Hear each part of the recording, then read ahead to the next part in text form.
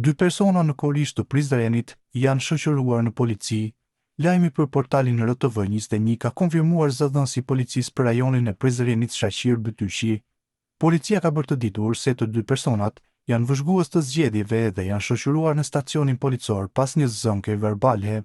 Rreth orës 15:30 është raportuar për një sulm verbal që ka ndodhur në fshatin Korrish të komunës së Prizrenit në mes të dy qytetarëve vendas, të cilët janë njëkohësisht vëzhgues të zgjedhjeve.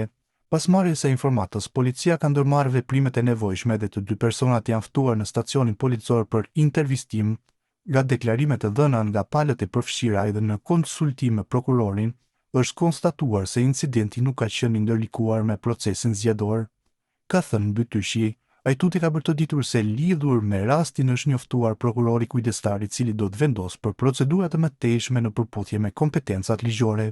Ndryshe në Kosovë janë mbajtur zgjedhjet e balotazhit për 18 komuna. Kryetari i AK-s Ramush Haradinaj ka reaguar në lidhje me procesin e votimit në Junik.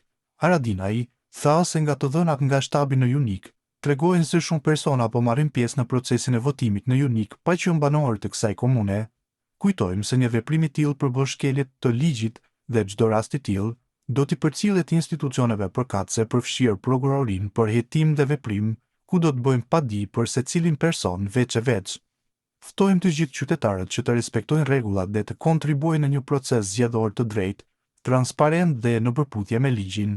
Në vijim, postimi i tij plot.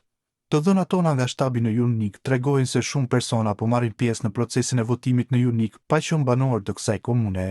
Kujtojmë se një veprim i tillë përbën shkelje të ligjit dhe çdo rast i tillë do t'i përcillet institucioneve përkatëse përfshirë prokurorin për hetim dhe veprim, ku do të bëjmë padi për secilin person veç e veç.